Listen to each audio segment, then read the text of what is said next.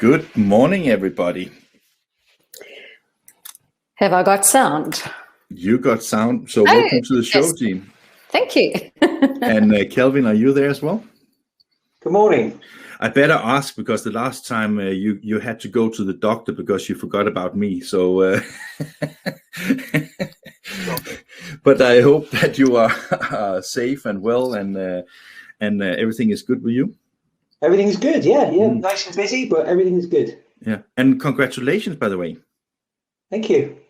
Yeah, you just take that as congratulations to life. But I just want to say that what I like about every time I talk to you and to your colleagues, it seems that Vpress is actually very busy these days, and it seems that you are very successful in the market. Is that just like being rewarded after many years of hard work, or is it just because you are the best in class?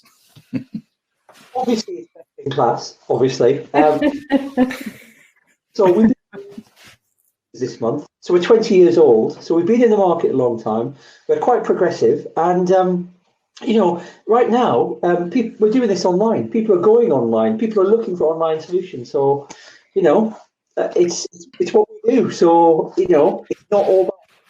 So, Kelvin, I was reading a report that was saying the first 2 months of the pandemic, e-commerce grew by the same amount as in the last 5 years, as it did in the last 5 years. I mean, that's a huge, huge amount. That's scary. It is scary. It didn't happen I think that's amazing when you get figures like that brought back to you, because the first couple of weeks of the pandemic, I remember thinking, whoa, what are we going to do here? Because, we were in turmoil. We didn't, looking back retrospectively, we can look back and we can analyze what we did and how we embraced it. But yeah, that's what we did, in that time. People like Amazon announced they took 100,000 people on, we had to change very quickly in a short amount of time to adapt to the climate around us. So yeah, those kind of figures are scary now. You look back and think, well, we lived through that, and it was only last year, but yeah, it's definitely feeling it. It's funny because in that perspective, I can't help think about, I live in a small village about 30 minutes out of Copenhagen.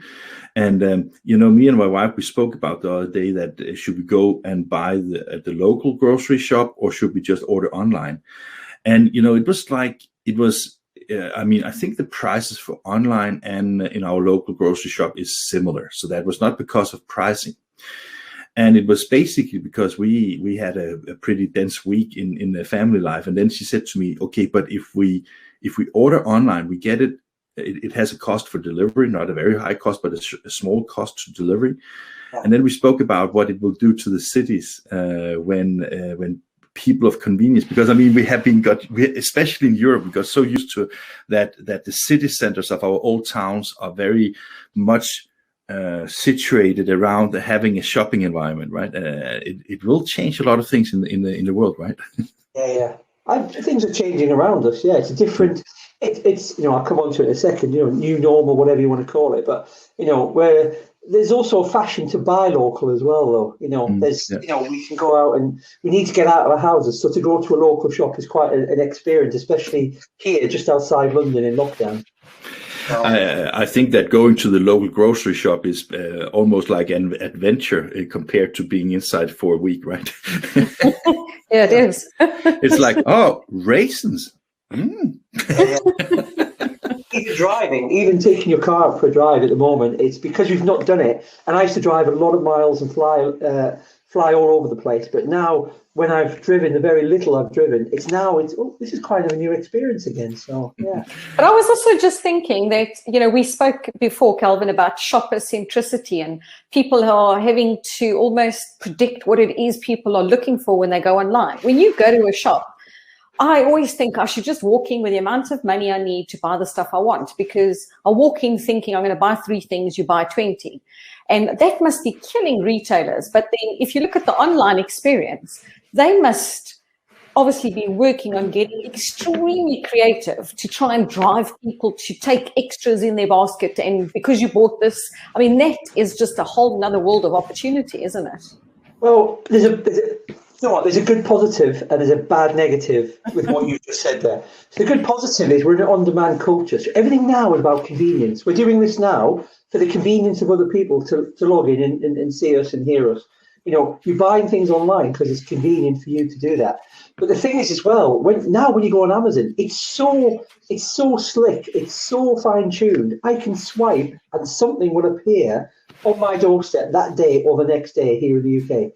That means you can now spend your money more freely because you don't understand the value of money, of cash in your hand. So when I look at what I've spent on Amazon now, I'm thinking, whoa, I don't know, I bought that. Where did that come from?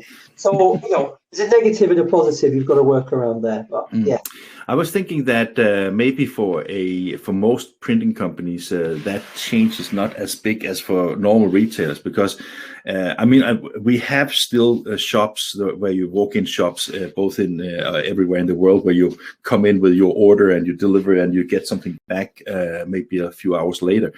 But I think that a majority of the larger printing companies, maybe the ones particularly interested in web to print, have already got into a situation where it's not very often that you have customers coming into your facility and do the orders. They might come for a press check, or they may come for meetings, but for the actual ordering process, that is not so common anymore in a lot of companies, right? Yeah, absolutely. It's changing. The market is changing. The way we engage, and if what's going on around us tells us nothing, it tells us that we are going to have less. We're going to have less engagement of meeting people. We will get back to that over a period of time, but it's not going to happen in the near future. We can't say there's going to be a Drupa next year. We don't know yet, or maybe the year after. We don't know. So things change slightly in how we engage with people, and we have to adapt our businesses, especially print, in order to cater for that. But within that, there's opportunities.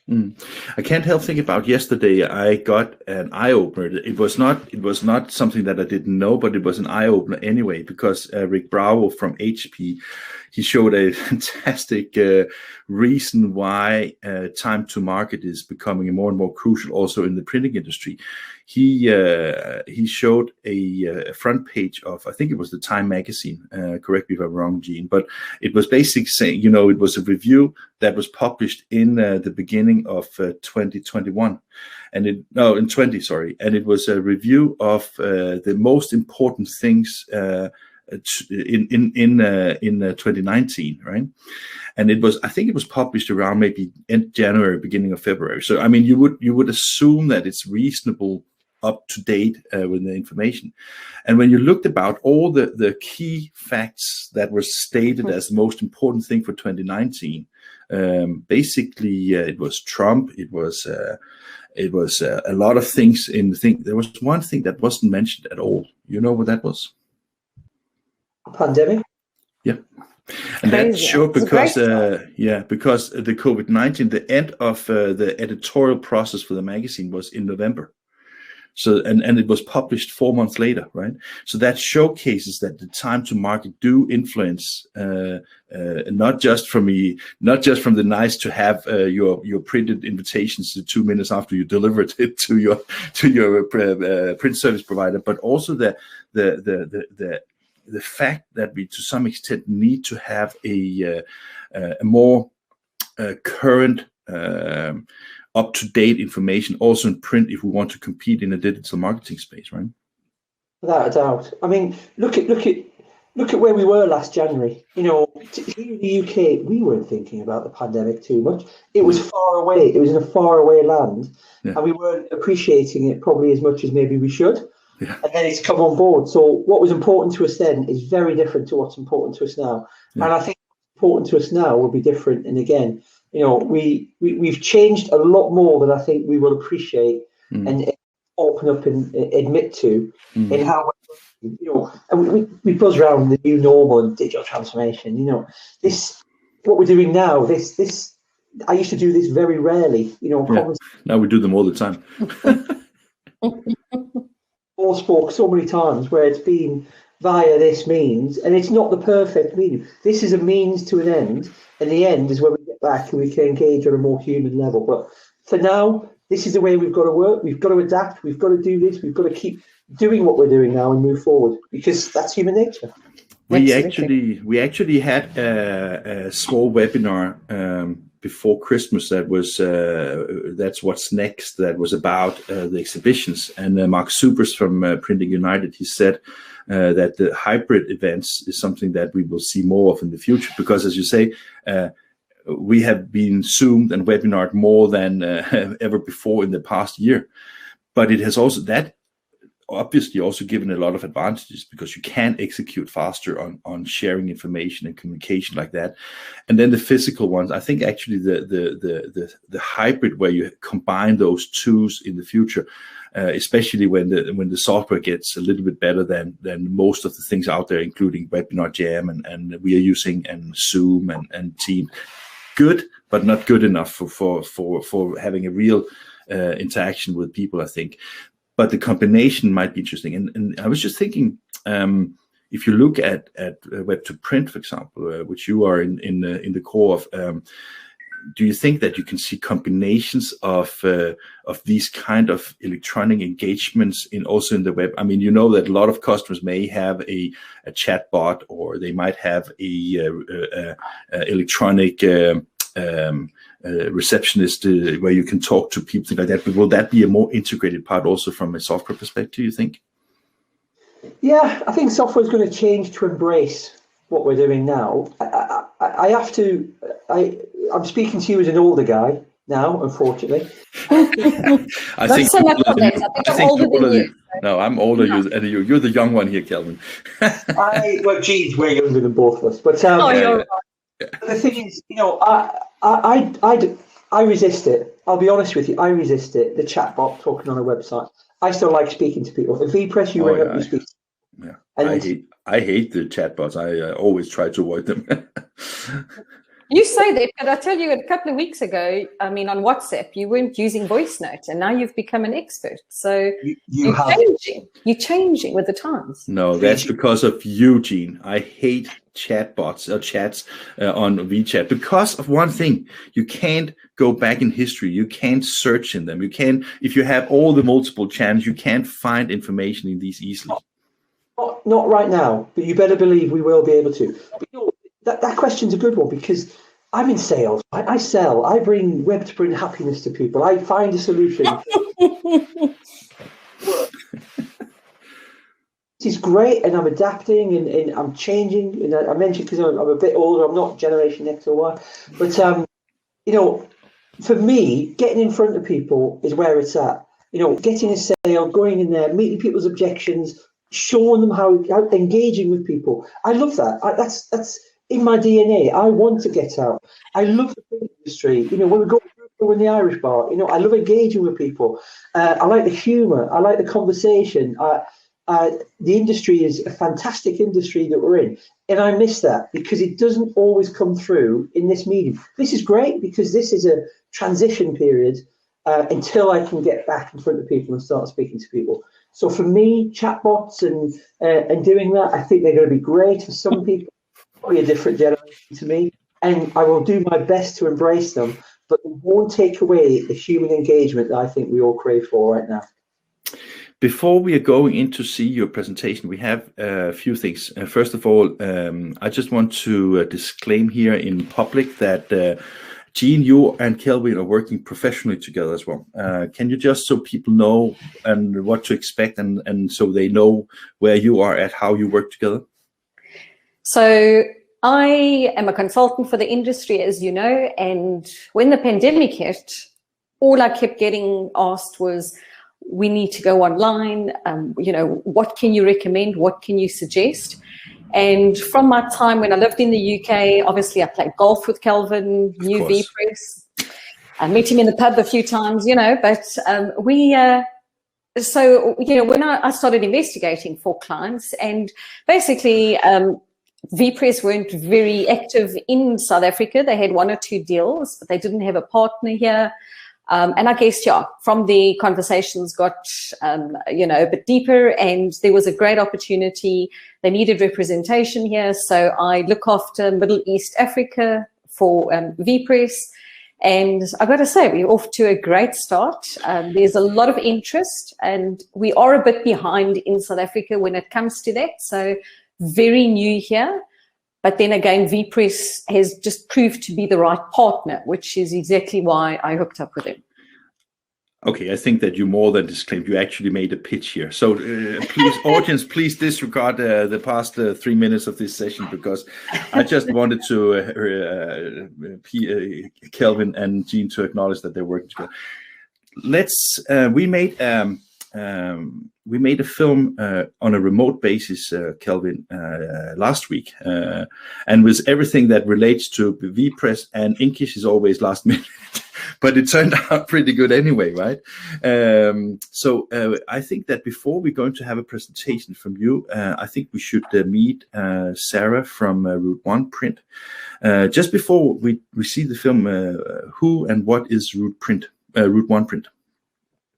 So Route 1 Print is one of our long-standing customers here in the UK. They're a trade printer with a few different faces, a few different brands. They're very successful. What they've done is they've adapted very well, as have many of our customers. They've adapted very well in the face of a pandemic, which is no mean feat. You know, for a production, a lot of companies shut up shop and stop working. What Route 1 did was they doubled in size. You know, they took on 300 people. They opened up. They bought the factory next door.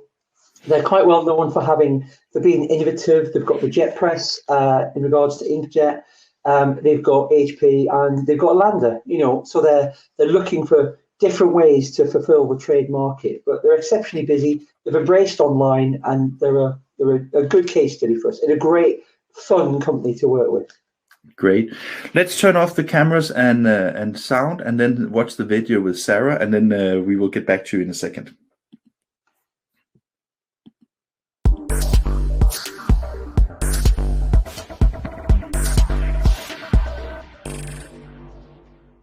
So my name's Sarah. I work for a company called Route 1 Print, and I'm the head of sales and integration. Route 1 Print are a trade-only printer. We work exclusively with businesses that sell print, from commercial printers to copy shops, design agencies and print managers. We've got a range of digital, litho, inkjet, nanography now with the Lander, and a variety of finishing equipment as well. We're based in Rotherham, which is in South Yorkshire, just off the M1, so we're quite centrally based in the country, and we've got the benefit of the really quick access to the M1, which gives us a sort of really impressive pick-up time with DPD. Our latest DPD collection is actually 11 o'clock at night, which is how we can satisfy so many of the late requested same-day orders that we do. Yeah, so it really depends on what time of the year we're in, whether we're in a global pandemic or not. But at our peak, we can get 4,000, 5,000, 6,000 orders coming through a day, coming through the factory and going out. So a really impressive amount of orders coming through. Oh, absolutely. I think the clients that are using and utilising the Vpress site find it incredibly crucial to them not only obtaining and winning contracts, but maintaining them as well. Because it's a very easy solution for somebody to use. You know, if you can say to your client, here's your artwork template, you can change that, you can order as few or as many as you like, that's completely controlled by your end client. They don't have to get in contact with people, because more and more we are seeing that people don't like to pick up the phone. They like to self-serve, they like to use web chat and things like that. They can also track their own orders on Vpress. So again, it's just keeping that end client very happy, because they feel like they are in control of a lot of what's going on. They can see what they've placed, where it's at, what their artwork looks like. They can make little amends to their artwork if they need to, whereas traditionally they'd be calling on that print manager to make an amend to the artwork. The terms and conditions have changed, or we don't offer that item on the menu anymore, can you remove it? It just completely removes that layer of faff, I suppose, and admin. It's great, to be honest. There's just no complaints. They can't do enough to help you and support you. And if we've ever got a query or anything like that, there's the ticketing, there's the help desk system. But it's not unusual for me to just pick up the phone and call one of the guys and talk through a particular issue that our client might need solving, a workaround, or if there's some new development that can be put in place. Quite often that will come back within the day or two. suggest that we can build this little bit of a workaround that make these things that your client's asking for possible. Again, the price has come back. They're quite happy to jump on a call with our client if we need them to give that extra level of understanding. And I think some of the challenges that we've given to Vpress are the fact that all our MIS is own built, so we aren't using a traditional off-the-shelf MIS. And yes, they might have had the odd little grumble about that in their office, but from our point of view, they've taken what we've got and they've integrated in with it, which I can imagine when they're used to dealing with people that are using, the bigger MIS softwares that are out there. It is a little bit frustrating that we've decided to do something ourselves and then put that on Vpress to try and work out how to integrate with it. And it's the fact that they do all their development gets done in-house, so I can trust the fact that when they're looking at integrating in with our software, we know it's going to be done and we know it's going to be done correctly because they're doing it. We're not waiting for a third party to get involved or anything like that.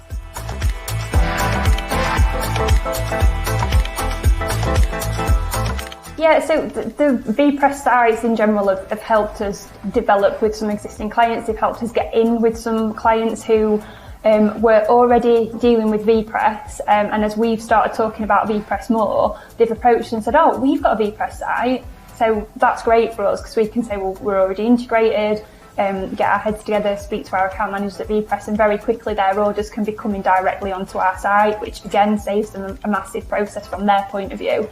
But there's also more integrations that are in the way that are coming up with Vpress in terms of extra capabilities. They've got some really, really clever things that they can do with the artwork and how you manipulate that artwork and how we can offer more things to our clients for them to put on the websites that they've got already to gain more traction and sell more and make it easier, because that's what everybody's trying to do at the moment. The path of least resistance is going to win, make things as easy as possible for the client. There's also more integration that we can do, not just with the products and the offering that the artwork's selling, but we want to be able to give our clients a very easy way to get online that maybe doesn't just cover this storefront that we tend to focus on at the moment. So an easier way for our clients who have recognised that in the current times they need to be getting online, but they might not have the investment, they might not have the know-how, they might not have the dev team to be able to do it. We're working on something in the meantime that will enable them to very easily get online in a more cost-effective way than traditionally going and having a website built for them bespokely, because a lot of our clients aren't in the market to do that. They aren't big enough to warrant spending X amount of thousands of pounds to have a website built bespokely. They rely on us to help them and continuing to develop them and the way that they buy and the way they sell to their clients, and online is definitely the way to do it.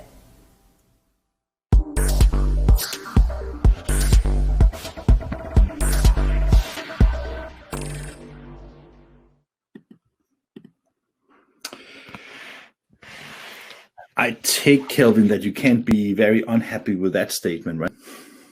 I'm not unhappy in any way. I thought it was a great video. Whoever did the video did a great job, by the way. I have to admit that most of it was done by Sarah and her team. We just did the interview and then mixed everything together. But that makes working together makes everybody stronger, and that is a good takeaway from doing these kind of things.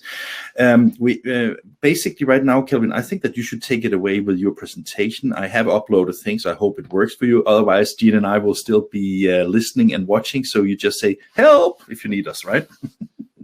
Okay, first one of the day. Let's go.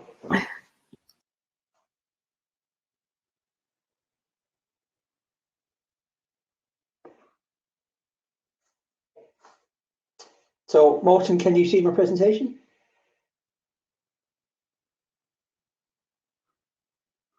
Brilliant. Okay. So if we just move through, what I'm going to do is run through this and answer any questions at the end. So feel free to let me know if you've got any queries. So the first thing I'm going to do is I'm not going to come here as a web to print guy and talk to you about Inkjet. Because there's many other people who are much more well informed than myself in order to do that. But I think it's important to address the obvious that's around us. So at the moment, we're in a pandemic. we know that some people are not going to work, they're working from home, and they're not ordering print. So print is very challenged. So a lot of the figures that we get thrown at us about which countries are doing what print on Inkjet and so forth, a lot of those aren't valid now because we're in very different uncertain times. So if I can help make you think a little bit different here and reach out to companies like ourselves, there's many companies out there that can help, then I hope that is a good way of moving forward. So print, as we know, has almost paused.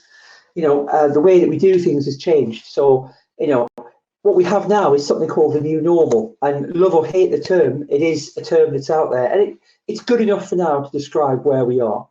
So what can we do? We can either ignore the situation around us, the obvious situation, or we can embrace it.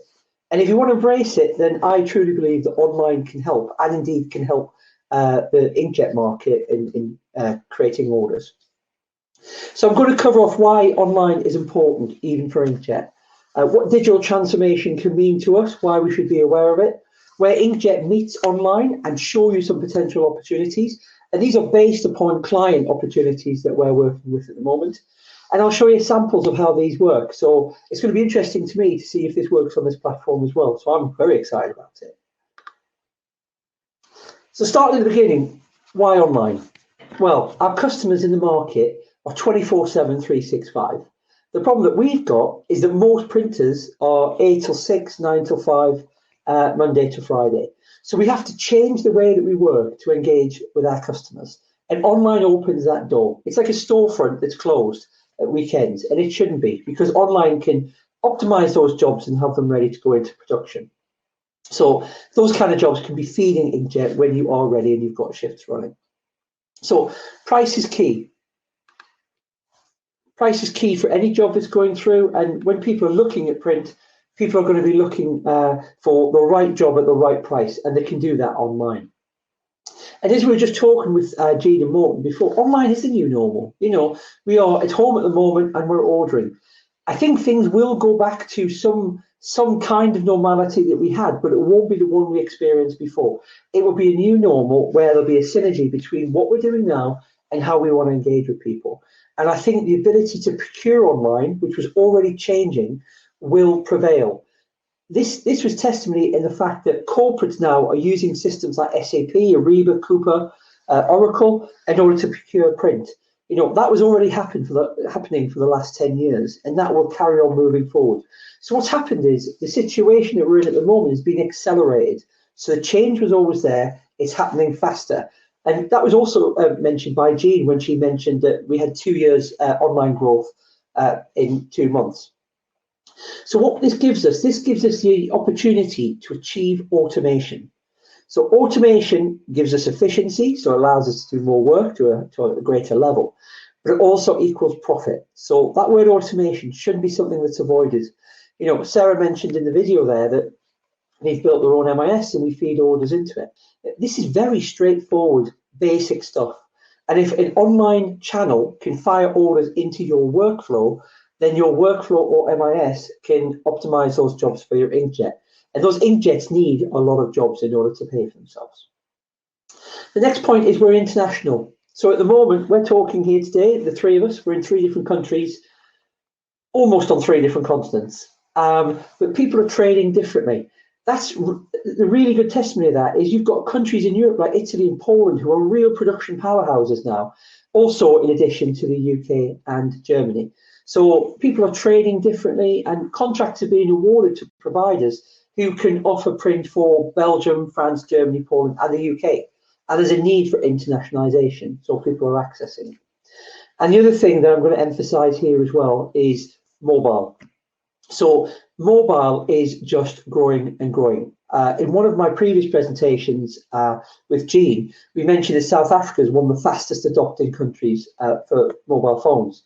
And it's only increasing. The next generations after us are only adopting mobiles faster and faster.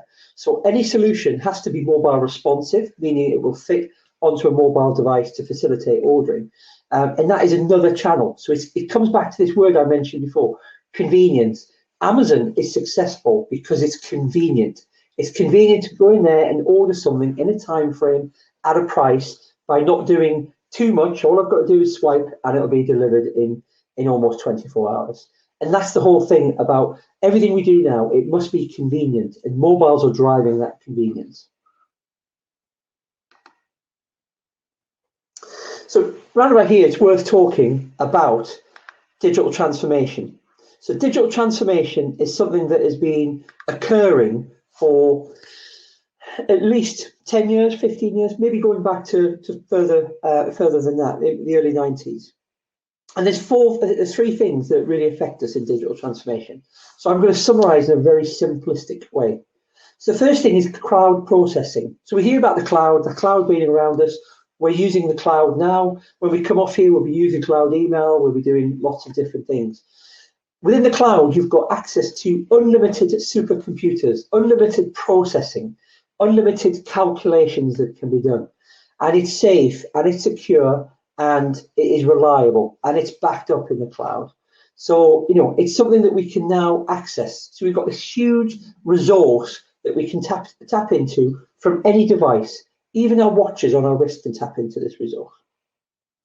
So with that accessibility, we've got the ability to obtain that processing, to use that processing all around us. It's going on with our TVs, it's going on with our mobiles. So we've now got almost constant access wherever we go to this unlimited resource of processing in the cloud. So they're the two big things that have happened in technology-wise in the last few years. And that is only going to increase. We're going to have more coverage of gaining access to the internet. While we're working from home, we're not worried about Wi-Fi spots, but those Wi-Fi spots are increasing and enabling us to do more. And then there's that processing. And then there's something that's more specific to us. There's Print 4.0. So this is in line with Industry 4.0. And there's been 4 evolutions of transformation, from going back hundreds of years ago to when machines first came in to industry. And Industry 4.0 tells us that now we've got technology. We're living a technology boom since the 90s of where we're progressive and we're moving forward. And the internet is now the platform that we're moving to with augmented reality and 3D rendering and everything that we can do within the cloud. And within print, what Print 4.0 basically gives us isn't buying new technology, isn't buying new hardware, but it's joining what we have together and adding on what we need to provide a cohesive workflow, a solution for our manufacturing, a solution that works for the customer. And on the back of that solution, we could easily have Inkjet.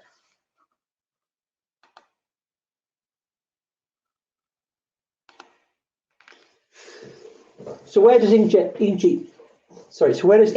meet online?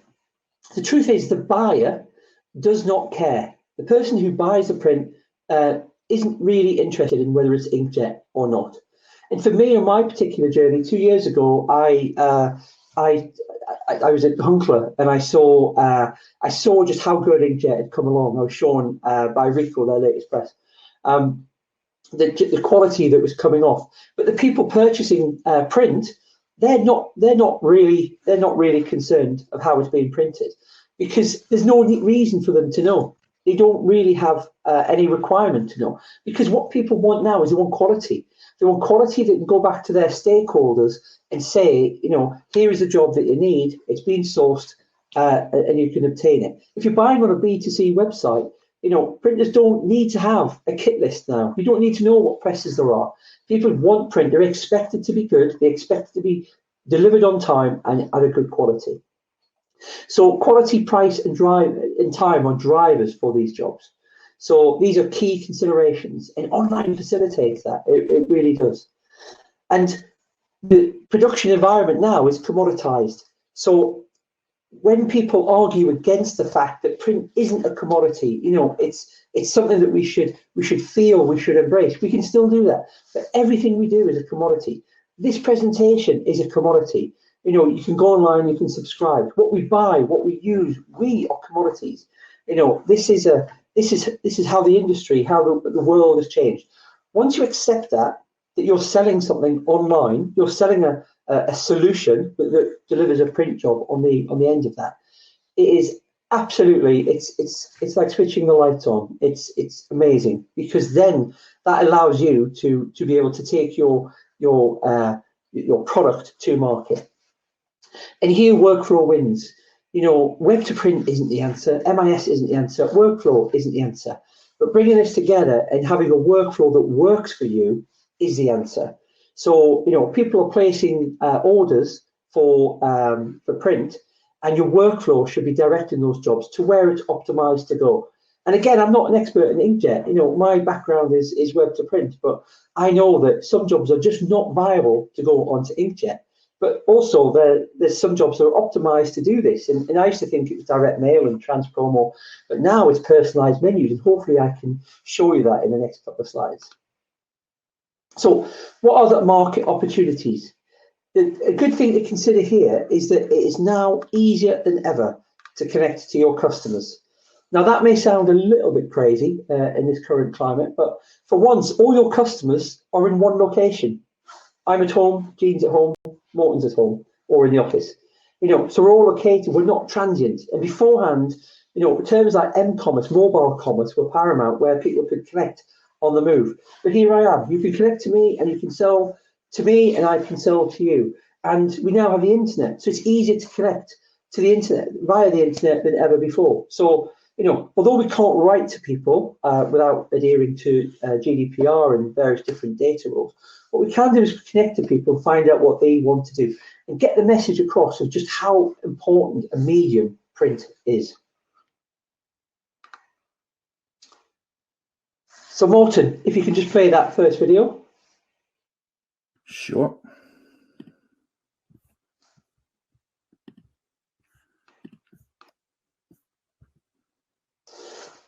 Okay.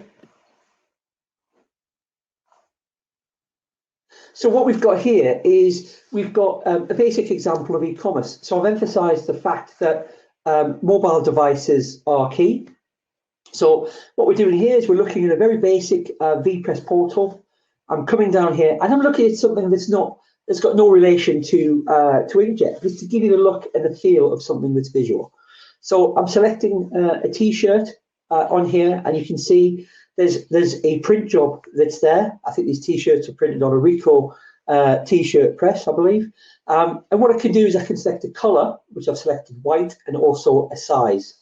And then I'm going to search for a logo. So I could browse and upload a logo from my device, from my network, or from the cloud. And searching for the logo, that logo now appears as a Inkish logo. I can amend that logo all on my mobile phone. I can select it, and now it's created a print job. And that print job can go off to production. So Morton, if it's okay, we'll play video 2. Yes, I didn't get more videos from you. So what is the second video? Sorry. I wanted 2 videos. There was 3 videos. Okay, you have to talk a little bit, and I would just look, because I think that the V-transfer got from there was only 1 video, but let me just check a second. Okay, so what we did, we recorded them in advance just to make sure there's no technical mishaps, you know, but it's fine. So the first example is showing you a mobile device placing a print order, and that print order can go anywhere. I could take data on my mobile phone, merge it with a print job, and send it through to an Inkjet press. That is perfectly feasible. The second video was about dynamic editing, creating something. I see the opportunities in Inkjet being more the personalized menu. Personalization has a much higher return than standard direct mail. We know the value of print. We know that print lives for 3 weeks when it's come through our letterbox. We know that emails disappear after 15 seconds. So we know that print is a better medium to connect with. And by using a video where we can connect and we can manage the dynamic element and create a print job and merge our customer data, we can send that message across using print as the medium. So that. Kelvin, I just checked the V-transfer you sent to me only had 1 video, so that must have been got lost in translation. Sorry. Okay, no worries. So there's 2 jobs there. There's I will talk through them if that's all right. So the first one was creating a dynamic template, which I can upload later. The second one, what I was doing, there's also new ways to connect. So at Vpress, what we've done is we've created something called a modal. And a modal is a window you can put on your customer's website. And I'll put it on my LinkedIn profile so you can see it as well. And what the modal will do, the modal will connect to their website and allow you to create a variable print job. So if your customer has a website or a shop on Etsy, what you can do is you can put the modal on their website, you can create the print job, edit it, and then it can give you a print job on the back. So there's new ways of connecting that have come out of this pandemic, and they're to be embraced. If we can just go back to the PowerPoint, please, Morten. Yes, I will. Like this one. So something had to go on. Just keep, yeah, and I'll just go through. So we just go through. Okay, so something had to go wrong, and it did. So it's hopefully that's the only thing. So Inkjet is a great output for something that's bigger, and that bigger is the internet. That bigger is procurement, is purchasing. So, you know, what we've got to do here is we've got to face up to the new normal. We've got to understand it. We've got to embrace it. Things have changed. You know, we're working differently. We're engaging differently. But the tools are around us. There's a huge number of tools that can help us promote connectivity. Connectivity, so it could be a window, like I've just verbally described, without a video on someone else's website, or it could be a storefront. It could be B2B, business to business, or it could be business B2C, business to consumer. All of these are achievable. More importantly, they're affordable. There's affordable ways to achieve this now, and quick. You know, we obtained a customer earlier on this week, and they're going to be live next week. You know, you're not reinventing the wheel in print 4.0 or industry 4.0. The wheel is already there. What you're doing is you're painting the wheel and you're using it for something that's a little bit different. So connectivity is key. Workflow, you know, working out the workflow that works for you to your MIS, you know, joining these systems together. Your online storefront is there 24/7. It should be feeding your workflow. So there's no issue about large number of jobs or quality of jobs that are coming through. That should be already that's there. Client relationship. You know, I don't like the word sticky, but you know, you need to engage with clients. Printers need to engage with their clients. You know, going to see them every 6 months or once a year at Christmas and taking them a bottle of wine and a box of chocolates is not good enough anymore. You've got to find out what they need, because they have their own internal customers, or they have a need to go on a website and browse and select something and send it through to print. And, you know, B2B, you can build a relationship, but B2C, it's a different relationship. You know, it's a consumer-led relationship, so you can support that. And I can't emphasize enough how much the mobile option is. You know, Italy in Europe has surpassed PCs and Macs for accessing to the internet. They've skipped it. So where the rest of Europe has gone through the evolution of different kinds of printers with different kinds of PCs with different processors, what Italy has done has not really embraced computers and are pretty much just going on the mobile. And, you know, purchasing e-commerce really is driven hard within Italy. It is staggering, the amount of people who have adopted that. And that's similar to other countries like South Africa. So the ability to have a responsive storefront that will connect to any of your presses. And I can't emphasize automation.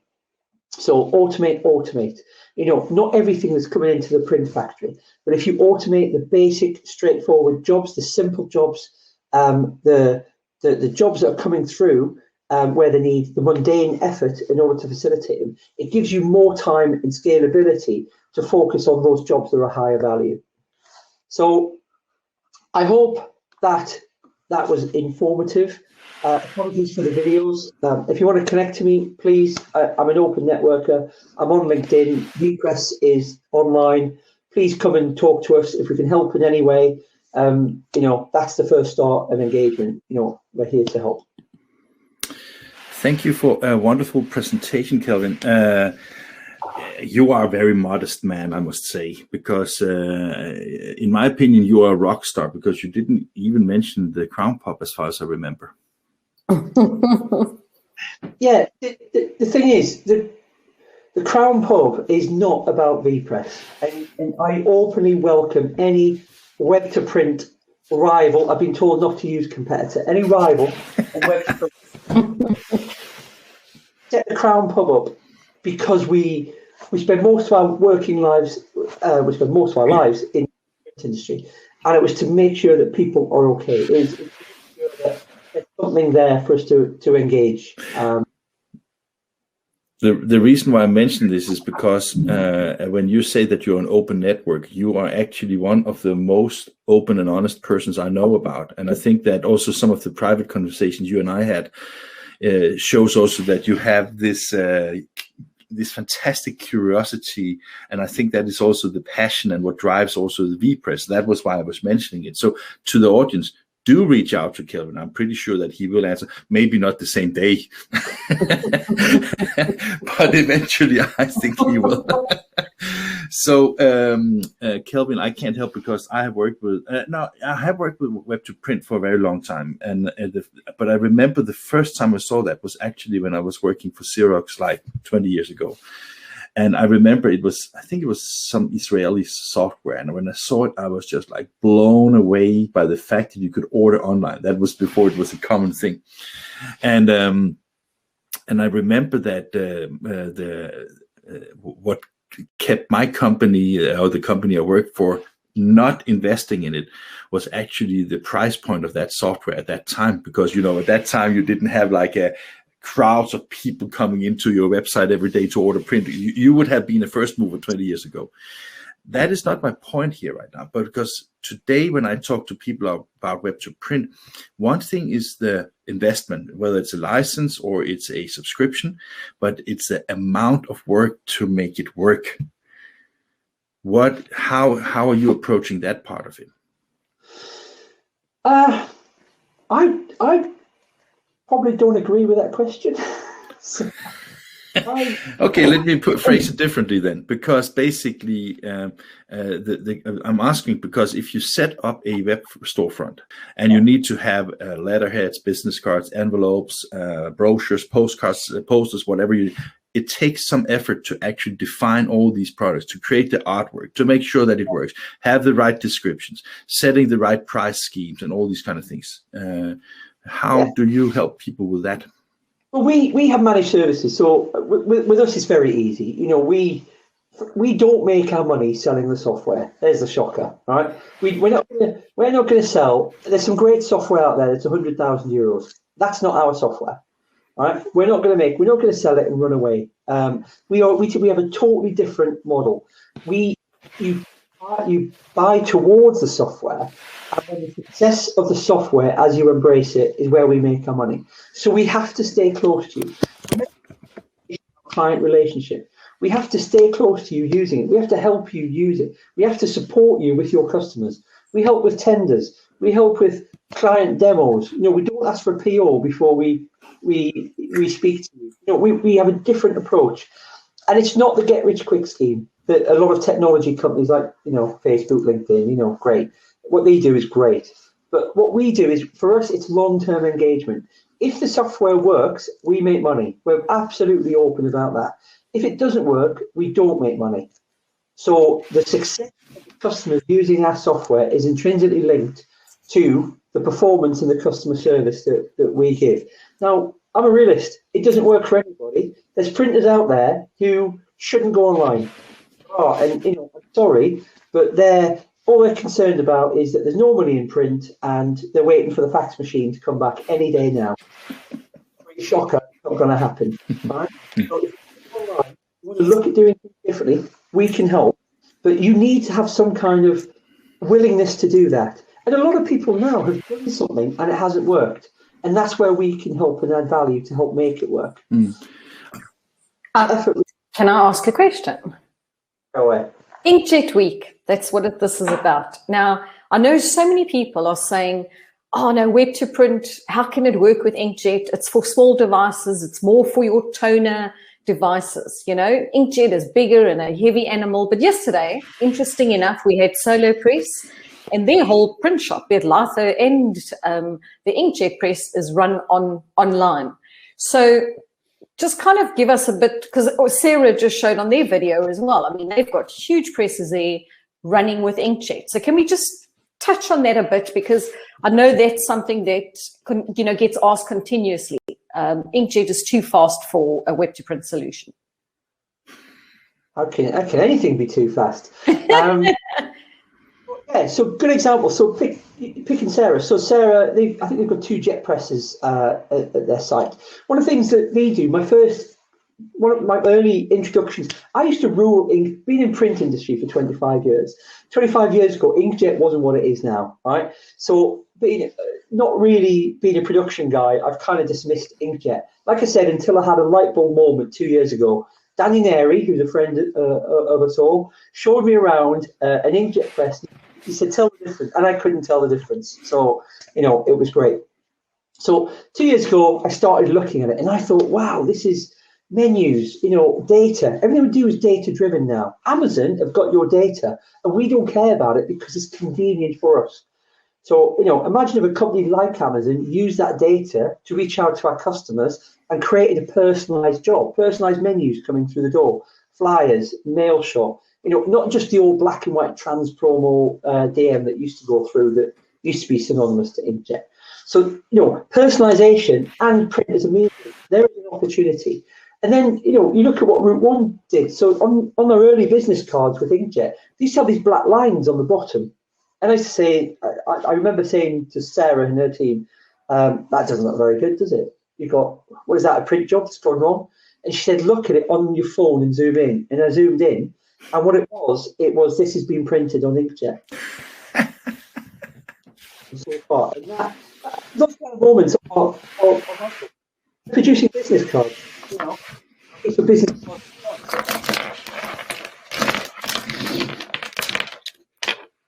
Small personalised thing that is being created. If you look at it, we get things coming through the door. Yesterday,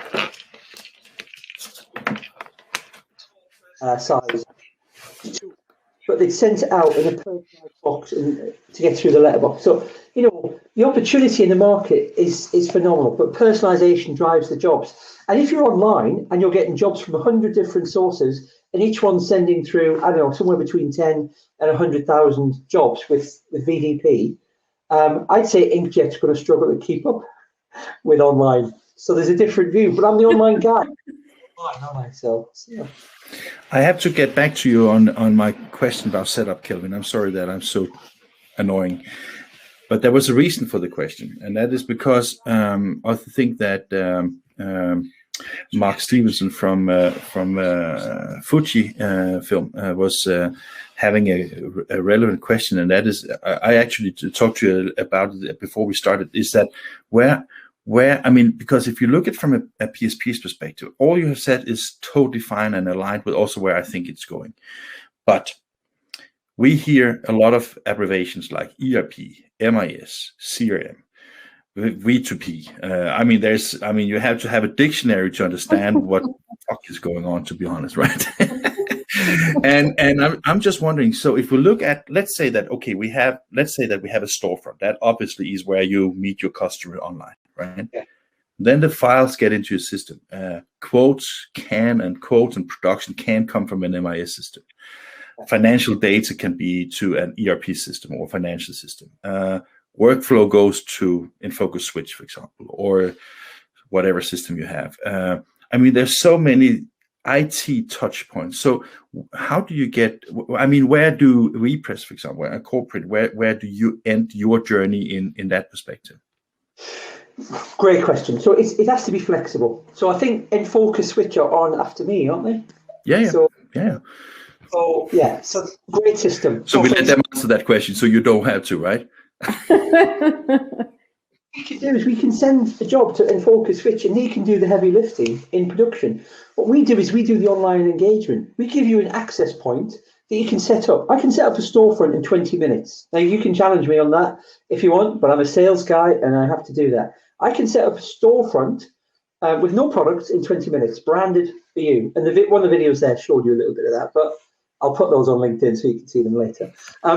So I can set it up in 20 minutes, and then you can add the products. And of course, if you're adding 4,000 lines for Vistaprint, it's going to take a little while. But if you understand what a template does, so here I've got a template. This is a very quick and easy job. This was a Valentine's card from the IPIA. So, which is a great organisation here in the UK. We sent everybody commercial. Well, it's no, it's okay. I'm just kidding. Can I ask the question? Was it the only one you got, or one I got? Yeah, it was the only. Yeah. So next year, if anybody wants to send me a Valentine's card, I'm here all week. So yeah. Fantastic. Nice. This is a personalised job. So that template there, 5 minutes to set up. You know, it really is a quick template. So some work has to be done for everything, but you don't just throw a job at a press and here's a PDF, print it. You know, there has to be something to be done to set that job up. But once you set that job up, that job is then on the back of our system. They're optimized going through. We pre-flight those jobs coming in. So if 100,000 customers want to order this job and send it through to your Inkjet press, there is no work involved. It will take it to a hot folder. It will drop it into MIS. It will drop it to Enfocus Switch. You do the integration once. That's the beauty about automation. You do a little bit of effort to configure it, and then nobody needs to worry about getting that job to press ever again.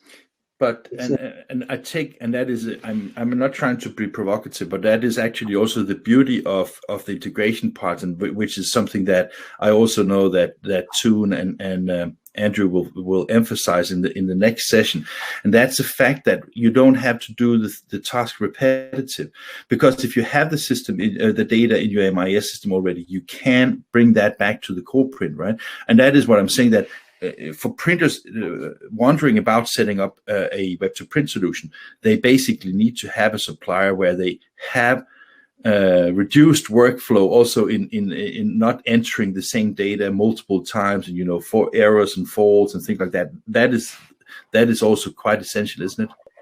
It is, yeah, it is essential. But let's take it down a few stages. You know, when you look at a print shop, the jobs that invariably go wrong are the simple, stupid jobs that come in where human error is getting involved.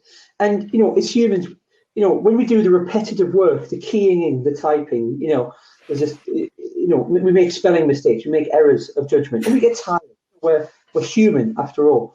If you can automate those jobs, the jobs are checked, and the system checks them coming through the web to print solution, and the jobs come into the workflow and they're ready. Those jobs are then automated. So people can then do a more interesting job. So rather than do the mundane where there's errors, they can spend more time on the jobs that have got more margin, they're going to bring more credibility and higher quality work into the production house. So you automate those basic jobs, you get them coming in, and then you concentrate on the jobs, and then you look to automate in part or all of those jobs again. And it is a journey. It doesn't happen overnight. You're right. Your question is based in absolute pure fact, in the fact that there is work required to do it, but there's help to do that, and it's a necessary evil to do the work to get to as close to nirvana where you want to be, and that's automation coming in. The printer of tomorrow who isn't automated at some level is going to be really challenged. And that was the last word from you, Kelvin. I want to thank you and your entire team for your continuing support of our Learn With Us and English in general. It was a wonderful session. I'm sorry that I couldn't upload things I didn't get, but I will try next time, I promise you. Thank you very much. Great to see you. Thanks, Kelvin. Great one.